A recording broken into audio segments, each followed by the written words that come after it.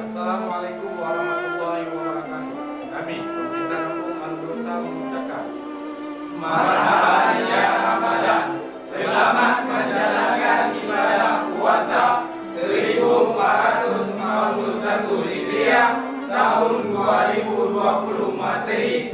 Mohon maaf lahir dan batin. Mari kita tingkatkan amal ibadah dalam bulan yang suci ini. Jadikan sebagai momentum pribadi ke arah yang lebih baik. Ramadan, hadirmu anugerah dari Sang Maha Rahman.